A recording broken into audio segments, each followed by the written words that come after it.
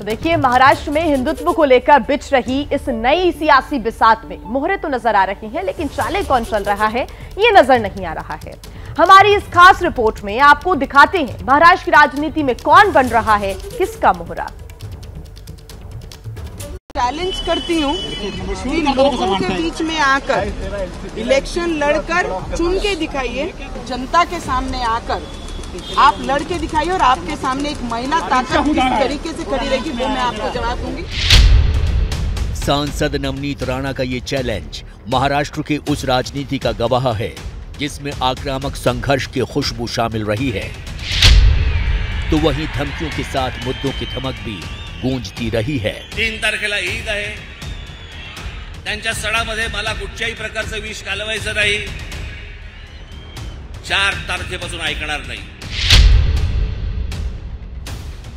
शिवसेना के संस्थापक बाला साहेब ठाकरे की राजनीतिक विरासत की ये वो फसल है जिसे महाराष्ट्र की राजनीतिक जमीन में करीब 50 साल तक सींचा गया है, और इसीलिए महाराष्ट्र में छिड़ा मौजूदा राजनीतिक संग्राम उद्धव ठाकरे के लिए एक बड़ा इम्तिहान बन गया है।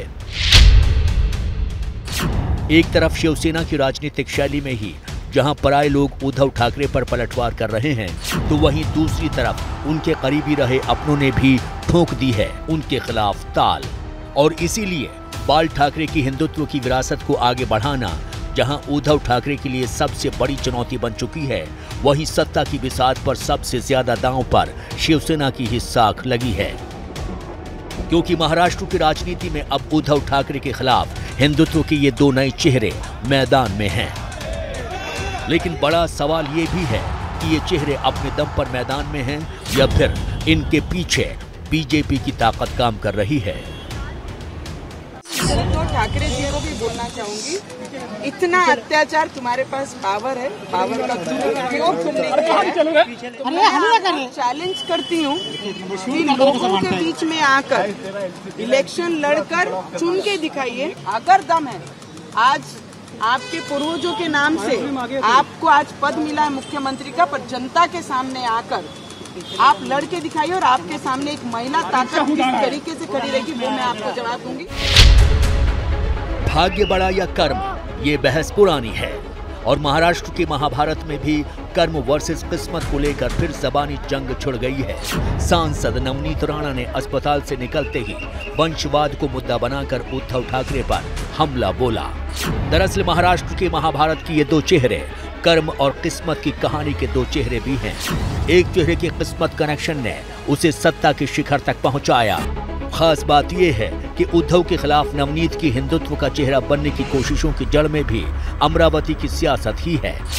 अमरावती लोकसभा सीट शिवसेना का गढ़ रहा है।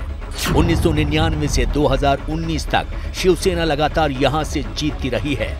2014 में नवनीत राणा ने एनसीपी की टिकट पर अमरावती से लोकसभा चुनाव लड़ा था, लेकिन शिवसेना के आनंदराव अडसूल से करीब 1,38,000 वोटों से हार गईं। लेकिन 2019 में एनसीपी के समर्थन से वो अमरावती से निर्दलीय सांसद चुनी गईं। यही वजह है कि संसद से सड़क तक नवनीत राणा लगातार खुलकर शिवसेना के खिलाफ आवाज उठाती रही हैं।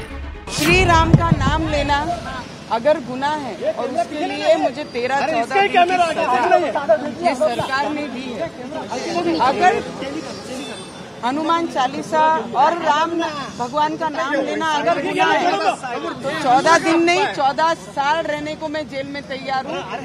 अगर ये लगता है कि वो एक महिला की आवाज जेल के माध्यम से अगर दबा सकते हैं तो 14 दिन में महिला दबने वाली नहीं। हमारी लड़ाई जो है वो भगवान के नाम की लड़ाई है और मैं आगे भी उसको कंटिन्यू करने वाली हूँ।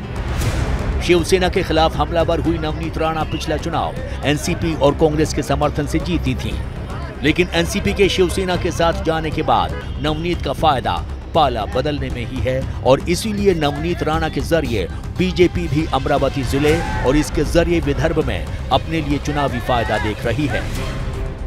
दरअसल अमरावती की 6 विधानसभा सीटों में से एक भी बीजेपी के पास नहीं है।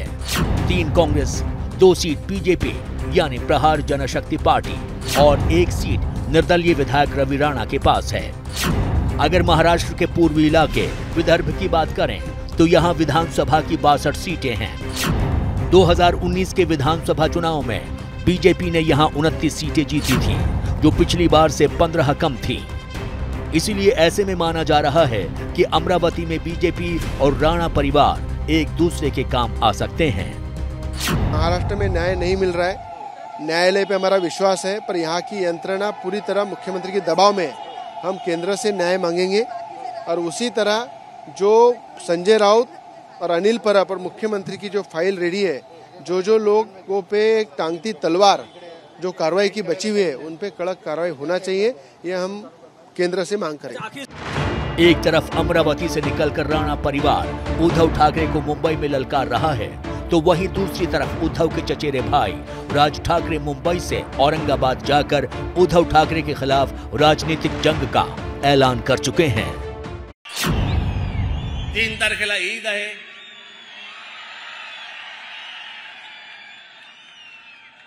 त्यांच्या सणामध्ये मला कुठच्याही प्रकारचं विष घालवायचं नाही। 4 तारखेपासून ऐकणार नाही। औरंगाबाद वो जगह है जहां कभी बाल ठाकरे ने हिंदुत्व का दांव खेला था। उसके करीब 34 साल बाद उनके भतीजे राज ठाकरे ने भी यहीं से हिंदुत्व का नारा बुलंद किया। दरअसल 1988 में औरंगाबाद नगर पालिका के चुनाव में शिवसेना को 27 सीटों पर जीत हासिल हुई थी और शिवसेना का यहां 20 साल तक कब्जा रहा। लेकिन 2015 में औरंगाबाद नगर निगम में AIMIM दूसरी सबसे बड़ी पार्टी बनी और 2019 में औरंगाबाद लोकसभा सीट भी AIMIM ने जीत ली। खास बात यह है कि औरंगाबाद जिले में 69% हिंदू और सिर्फ 22% मुस्लिम हैं और यही वजह है कि हिंदुत्व के नए पोस्टर बॉय बनने की कोशिश में जुटे राज ठाकरे ने औरंगाबाद से ही अपनी नई राजनीतिक जंग का ऐलान किया है। पिछले कुछ दिनों से राज ठाकरे हिंदुत्व के मुद्दे पर मुखर होकर बोल रहे हैं।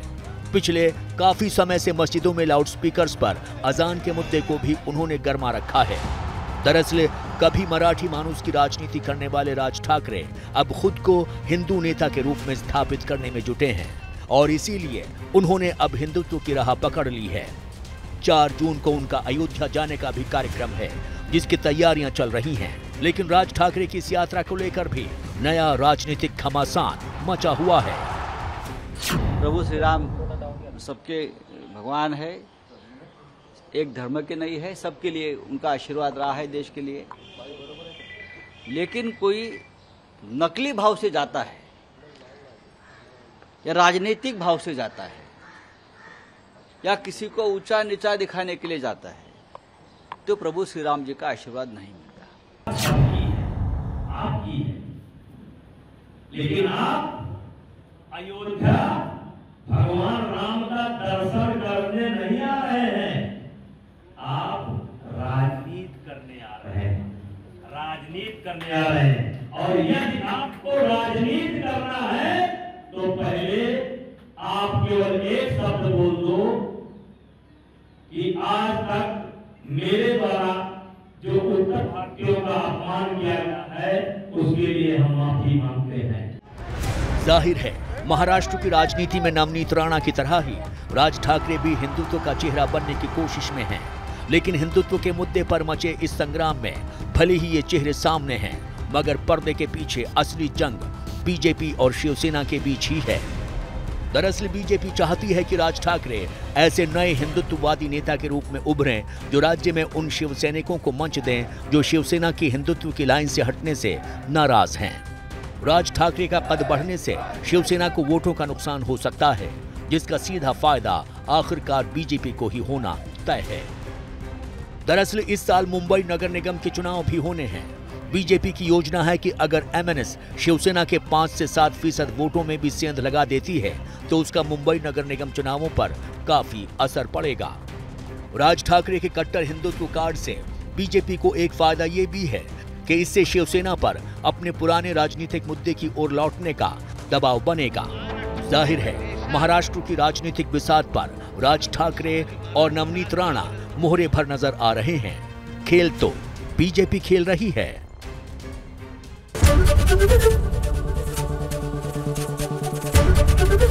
ABP न्यूज आपको रखे आगे।